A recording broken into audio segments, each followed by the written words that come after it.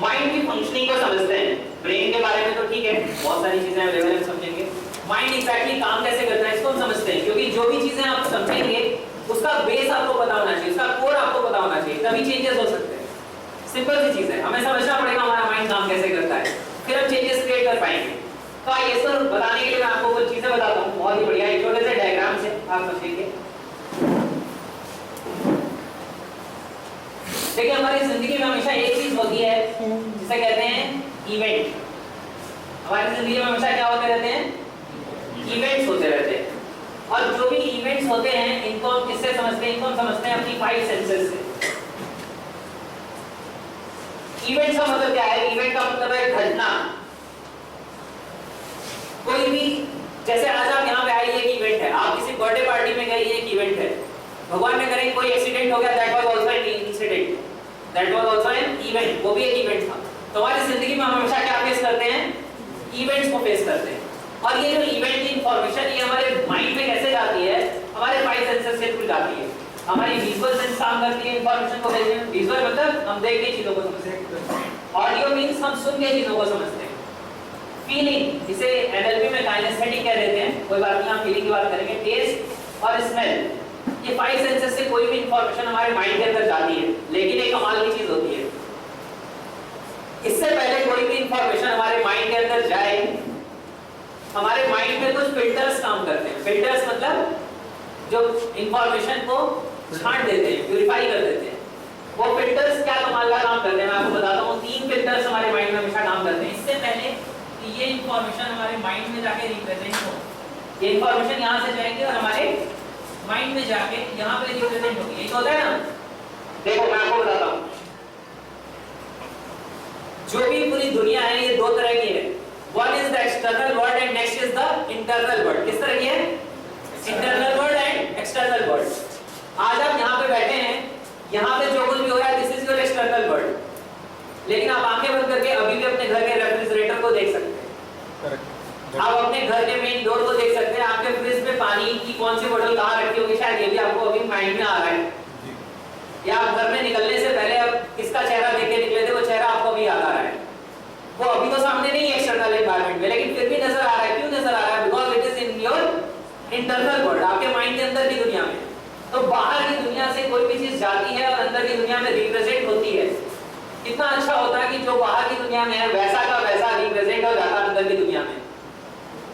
लेकिन ऐसा होता नहीं है। होता क्या है, इससे पहले कोई इंफॉर्मेशन आए हमारे माइंड के अंदर सेव हो, 3 प्रोसेस होते हैं। One is deletion, one is distortion and one is generalisation. अभी मैं बताता हूँ क्या है, थोड़ा टेक्निकल लग रहा होगा, कोई बात नहीं, I will make it simplified. Deletion क्या होता है, आप घर से यहाँ तक आए, आपने बहुत सारे लोगों के चेहरे देखे होंगे, सबके चेहरे याद है नहीं? दैट मींस माइंड ने उस इंफॉर्मेशन को डिलीट कर दिया, मिटा दिया जो आपके लिए अनइंपॉर्टेंट था। समझ में आई बात? डिस्टॉर्शन का मतलब होता है जो जैसा है उसे वैसा नहीं समझना, उसके मीनिंग को चेंज कर देना। अभी मैं एक शब्द बोलूंगा, ध्यान से सुनिएगा, सारे लोग ध्यान से सुनिएगा। द वर्ड इज गर्मा गर्म पिज्जा। नाउ मैंने जो बोला वो एक शब्द था, गो इनसाइड योर माइंड। वहां पे शब्द है या इमेज है? क्या है? इमेज है। यानी कि your mind did not took the thing as it is, जैसे था वैसे नहीं लिया, साउंड को साउंड के जैसा नहीं लिया, उसने उसका मीनिंग चेंज कर दिया, उसका शेप चेंज कर दिया, कुछ कर दिया, and it created an image inside your mind. This is distortion. यानी कि जो चीज जैसी है उसे वही वैसा ना लेके उसकी मीनिंग को कुछ चेंज कर देना, दिस इज कॉल्ड डिस्टॉर्शन। और डिस्टॉर्शन की एक बात बताता हूं आपको, डिस्टॉर्शन सिर्फ ये साउंड और विजुअल वाला नहीं है। कई बार ऐसा होता है आप किसी के सामने से निकलते हैं, बाय चांस उसे विश नहीं कर पाते क्योंकि आप अपने किसी थॉट प्रोसेस में खोए हुए थे, और अगले दिन वो आदमी दूसरों से कहता हुआ मिलता है, ये आदमी यार सामने वाले की रिस्पेक्ट ही नहीं करता। दिस इज डिस्टॉर्शन, क्योंकि उसके माइंड ने कैसे लिया, सामने से एक इवेंट हुआ कि one person is coming towards me, इसने मुझे विश नहीं किया, तो उसने क्या किया, माइंड ने इसकी मीनिंग अडॉप्ट कर ली। Not wishing me means he does not respects people या he does not respects me. जबकि एक्चुअलिटी नहीं थी, this was not the reality. समझ में आ रही बात? तो ये डिस्टॉर्शन है, यानी कि जो चीजें जैसी हैं उसे वैसे नहीं लेते, उसकी मीनिंग को चेंज कर देते हैं। नाउ जनरलाइजेशन, जनरलाइजेशन कैसे काम करता है? कभी हम कुछ सोचिए, आपने अपने कार की चाबी या कोई भी और ऐसी चाबी या कोई फाइल अपने घर की किसी एक दराज में रख दी और आप उसे ढूंढ रहे हैं, आप एक दराज बोलते हैं उसमें नहीं मिलती, दूसरी दराज बोलते हैं उसमें नहीं मिलती, फिर जोर से क्या बोलते हैं? है ही नहीं, वो यहाँ नहीं रखी, किसी दराज में नहीं है। क्या बोलते हैं? किसी दराज में नहीं है। क्या वो किसी भी ड्रॉ में नहीं है? एक्चुअली है, लेकिन 2 एक्सपीरियंस 3 एक्सपीरियंस लेते लेते हमारा माइंड जनरलाइज करना शुरू कर देता है, क्योंकि पहले ऐसा होगा तो आगे भी ऐसा ही होगा। This is called generalisation. जब हम एक एक्सपीरियंस 2 एक्सपीरियंस लेते हैं और उसको एक्सपैंड कर देते हैं, तो ये तीनों चीजें जो काम करती हैं, ये किस पे बेस्ड काम करती हैं? why our mind deletes the things, distort the things, generalize the things? इसके लिए जो रिस्पॉन्सिबल है वो क्या है? It is our believes, values, memories, meta programs. Meta program थोड़ा एनएलपी का टर्म है, बाद में बताऊंगा कभी। मेटा प्रोग्राम्स, डिसीजंस, ये सारी चीजें हमारे डिलीशन, डिस्टॉर्शन और जनरलाइजेशन के बिहाइंड में काम करती हैं। एक मजेदार सा एग्जांपल बताता हूं जिससे आप इन चीजों को ज्यादा अच्छे से समझ पाएंगे। कुछ बच्चे हैं यहाँ पे, ग्रेट है ना, बहुत बढ़िया। वहां से एग्जांपल लेता हूं, या आप अपना खुद का भी एग्जांपल ले सकते हैं। कभी कभी ऐसा होता है कि बच्चों को बोला जाता है, और यहाँ बच्चे, आपका नाम बेटा ऋषभ, यहाँ ऋषभ है तो मैं ऋषभ का एग्जांपल ले लेता हूँ। मान लीजिए चलो ऋषभ है और ऋषभ अपना कुछ काम कर रहे हैं, कुछ खेलने में बिजी है, और मम्मी ने अचानक से आवाज लगाई, वो डाइनिंग हॉल में है जहाँ पे लोग खाना खा रहे हैं, और आवाज लगाती है, ऋषभ जरा वो ब्लैक पेपर लेके आना।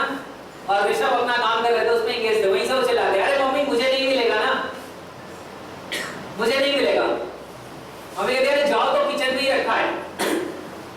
अब सोचो, ऋषभ किचन में पहुंचते हैं, वहां पे बहुत एक रैक है जिसमें बहुत सारी चीजें रखी हुई हैं, ब्लैक पेपर भी वहां पे रखा हुआ है, और ऋषभ उसे ढूंढ रहे हैं और ऋषभ को दिख नहीं रहा। फिर वो कहते हैं अरे मम्मा नहीं है ना, मैंने तो पहले ही कहा था यहाँ नहीं है, मुझे नहीं मिलेगा। और वो देख भी रहा है और सच में ढूंढ रहा है, उसे नहीं दिख रहा है। उसके बाद मम्मा कहती है तुमसे एक काम भी ढंग से नहीं होता, अदरवाइज नहीं लीजिएगा, एक काम भी ढंग से नहीं होता, अभी मैं आती हूँ तब दिखाती हूँ कहाँ रखा है। अब मदर आती है, उसी रैक में से सामने से उठाती हैं, और इन्हें ऐसा लगता है जैसे ये हवा में से भी पैदा हुआ है ऋषभ। ये यही रखा था, ये तो दिखाई नहीं। उधर से मदर कहती है मुझे पता है ना तुम करते ही लापरवाही हो, मेरा तो कोई काम तुम करना नहीं चाहते। उसके बाद मदर चली जाती है, और ये अपना सर पे लाके सोचता है यार यही रखा था तो दिखा क्यों नहीं? होता है या नहीं? सिमिलर एक्सपीरियंस हुए होंगे आपकी जिंदगी में। अब मैं आपको इसका साइंस बताता हूँ ये क्यों होता है और कितना पावरफुल है आपका माइंड। होता क्या है कि देखिए यहाँ पे कुछ चीजें काम कर रही हैं। एक बिलीफ है कि मुझे नहीं मिलेगा, क्या है? पहले से बिलीफ है। वैल्यूज का मतलब होता है what is important to you. तो उनके लिए, ऋषभ के लिए इसे ढूंढना it is not very important, समझ में आ रहा है? तो वैल्यूज में नहीं है। मेमोरी में भी कुछ चीजें हो सकती हैं कि अरे पहले भी तो आप चीजें मंगाती हैं तो मुझे मिलता नहीं है, व्हाटएवर इज द सिचुएशन। अब सोचो क्या हो रहा है, और क्या हो रहा है, वो बहुत कमाल की चीज हो रही है। हो क्या रहा है, ध्यान से समझना। हो क्या रहा है, यहाँ पे वो रैक है, इस रैक में बहुत सारे कॉलम्स हैं जहां पे कोई चीज रखी हुई है, ये रखा है ब्लैक पेपर। अब क्या हो रहा है कि क्योंकि ये बिलीफ है कि मुझे नहीं मिलेगा, and this black pepper rack is in the external world, external world में है। और ये, और एक चीज ध्यान रखिएगा, हमें वो नहीं दिखता जो बाहर की दुनिया में है, हमें हमेशा वो दिखता है जो अंदर की दुनिया में है। अभी आप मुझे देख रहे हैं, आंखें बंद करिए, अगर मैं पूछूं मेरे बेल्ट का कलर कौन सा है, या मेरी टाई में स्पेसिफिकली कौन कौन से कलर है, या मैंने कौन से हाथ में अंगूठी पहनी हुई है, the information might be not there, क्योंकि इंटरनल वर्ल्ड में वो इंफॉर्मेशन अभी नहीं है, उस पर आपका फोकस नहीं था। In the same way external world में जो चीजें हैं हमें वो नहीं दिखती, हमारा माइंड प्रोसेस करता है, आंखें इंफॉर्मेशन भेज रही है ब्रेन को, brain is processing that information, और प्रोसेस करने के बाद हमारा ब्रेन उस चीज को देख पाता है। कभी भी हमें एक्सटर्नल वर्ल्ड नहीं दिखता, इंटरनल वर्ल्ड दिखता है। अब देखो मजेदार बात, यहाँ पे इसका ब्लैक पेपर रखा हुआ है, ये इमेज वहां से ब्रेन के पास गई, जो आप पिछली वाली स्लाइड में मैं आपको दिखा रहा था यहाँ पे, कि ये यहाँ से क्या हो रहा है, ये इंफॉर्मेशन, ये इवेंट 1 था, डिलीट डिस्टॉर्ट जनरलाइज होता है ये, और ये यहाँ पे जाता है माइंड के अंदर। लेकिन जाने से पहले क्या हुआ, जाने के पहले बड़ी मजेदार चीज हुई कि ये इमेज आपके बिलीफ के अकॉर्डिंग मुझे नहीं मिलेगा, माइंड ने इस इमेज को डिलीट कर दिया। क्या कर दिया? डिलीट कर दिया। और जब डिलीट कर दिया तो आप जो चीजें देख रहे हैं वो बाहर की दुनिया वाली तो दिखती ही नहीं है, अंदर की दुनिया वाली दिखती है, और जो अंदर की दुनिया में है उसमें ब्लैक पेपर नहीं है, तो मिलेगा नहीं। सोचो कितनी कमाल की चीज है, यानी बाहर की दुनिया में जो है वो भी हमें नहीं दिखेगा अगर हमारा बिलीफ नहीं है। सोचिए आपकी लाइफ में क्या होता है, बाहर की दुनिया में अपॉर्चुनिटीज है, लेकिन मुझे बिलीफ नहीं है कि मेरे लाइफ में अपॉर्चुनिटी आ सकती है, मेरा दिमाग क्या करेगा, उसे डिलीट कर देगा। समझ में आया? बहुत कमाल के तरीके से हमारा दिमाग काम करता है। तो we need to work on our beliefs, our values, our memories, our meta programs. सोचो बाहर की दुनिया में जो चीजें थी वो हमारे अंदर की दुनिया में जाने से पहले डिलीट हो गई, डिस्टॉर्ट हो गई और जनरलाइज हो गई। तो क्या ये वही चीज रह जाएगी जो पहले थी या नहीं? वही चीज रह जाएगी या बदल जाएगी? चलिए थोड़ा सा अच्छे से समझाता हूँ। तो ये एक पिक्चर है, ये हमारी पिक्चर 1 है, इसमें कुछ चीजें ऐसी बनी हुई हैं। अब मैं कहता हूँ इसमें से मैं कुछ चीजें डिलीट कर देता हूँ, मान के चलो ये डिलीशन है, कुछ चीजें डिस्टॉर्ट कर देता हूँ, यानी जैसे थी वैसी नहीं करके इसका कुछ मीनिंग मैंने चेंज कर दिया, और कुछ जनरलाइज कर देता हूँ। यहाँ पे एक लाइन थी मैंने यहाँ भी ड्रॉ कर दी, यहाँ भी ड्रॉ कर दी। अब एक बार बताओ ये क्या वही पिक्चर रह गई पहले वाली या बदल गई? बदल गई। यही होता है, यानी कि यहाँ की दुनिया में जो इवेंट 1 है वो हमारी जिंदगी में हमारे माइंड के अंदर कौन से क्या बन जाता है, इवेंट 2 बन जाता है। And event 1 is not equal to event 2। ये बहुत कमाल की लर्निंग है अगर आप इसे समझ पाओ। यानी कि जब एक ही एनवायरनमेंट में हम रिलेशनशिप में हस्बैंड वाइफ या बाकी लोग या ऑफिस में एक दूसरे से बहस करते रहते हैं ये सही है या ये गलत है, तो एक्चुअली जो एक्सटर्नल वर्ल्ड में है उसका रिप्रेजेंटेशन हर आदमी के दिमाग में अलग अलग है। यानी मैं जैसा उसे समझ रहा हूं वैसा मेरा अगला पर्सन नहीं समझ रहा। तो जाहिर सी बात है कि difference in point of view, difference in opinion ये आना ही आना है। लेकिन हम क्या करते हैं, हम सोचते हैं हमारे माइंड के अंदर जो है वो सही है, वो सोचता है मेरे माइंड के अंदर जो बात है वो सही है, और एक्चुअली दोनों मैच नहीं करते, दोनों मिसमैच करते हैं। This is called personal internal representation in NLP. हम एनएलपी में इसको कहते हैं पर्सनल इंटरनल रिप्रेजेंटेशन, यानी कि किसी भी इवेंट की आपके माइंड के अंदर रिप्रेजेंटेशन कैसी बनी है। कभी एक कॉमन सी चीज देखना, कभी आप दो फ्रेंड एक मूवी देखने जाओ, एक ही मूवी देखो, एक ही हॉल में देखो, बगल बगल की सीट पे बैठ के देखो, एक को बहुत अच्छी लगती है और एक को बहुत बकवास लगती है, होता है क्या? मूवी में कुछ बदला एक्सटर्नल वर्ल्ड में? नथिंग चेंज देयर, वहां कुछ नहीं था, वही हीरो आपके लिए भी था, वही उसके लिए भी था। लेकिन क्योंकि उसके बिलीफ्स अलग है, उसकी वैल्यूज अलग है, उसके मेटा प्रोग्राम्स अलग हैं, इसके कारण क्या होता है आपके माइंड के अंदर अलग रिप्रेजेंटेशन बन रही है मूवी की और अगले के अंदर अलग बन रही है। अभी देखो अगर वहां पे एक क्रिटिक बैठा हो जो मूवी को एनालाइज करने बैठा है और एक पर्सन बैठा है जो एंजॉय करने बैठा है, दोनों की रिप्रेजेंटेशन बिल्कुल डिफरेंट होगी। क्रिटिक्स को ये नजर आएगा कि कहां-कहां पे कमियां हैं, कहां-कहां पे गलतियां हैं, कहां पे कौन सी चीज कैसी नहीं होनी चाहिए थी। जो एंजॉय करके बैठा है उसे हर चीज में मजा आ रहा है, वो एंजॉय कर रहा है।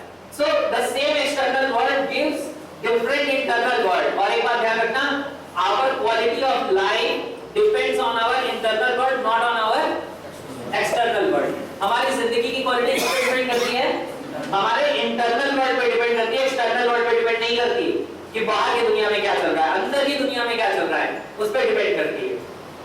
एक चीज बता दूं यहाँ पे शॉर्ट फटाफट, हमारे माइंड के अंदर जो भी इमेजेस बनती हैं ये इमेजेस रिस्पांसिबल होती है हमारे बिहेवियर्स के लिए। तो हमारा बिहेवियर होता है ये यहाँ से निकल के आता है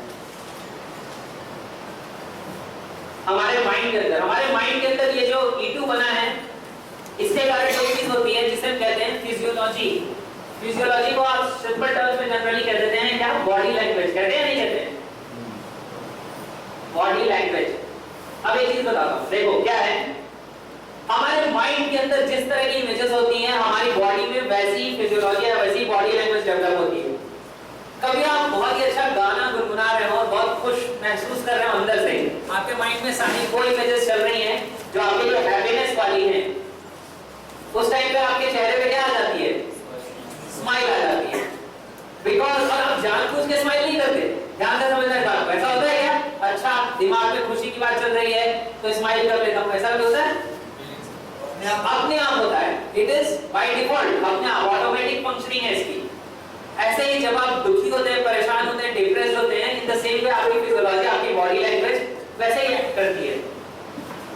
तो mind and body are connected, और जो आपके माइंड के अंदर इमेजेस चल रही है और जो आपकी बॉडी के अंदर फीलिंग्स चल रही है, जो फिजियोलॉजी चल रही है, ये दोनों मिलकर जिस चीज को बनाते हैं उसे हम कहते हैं स्टेट, स्टेट ऑफ माइंड, या उसी को म्यूजिक में ग्रूव कहा जाता है, क्रिकेट में उसे फॉर्म कह देते हैं।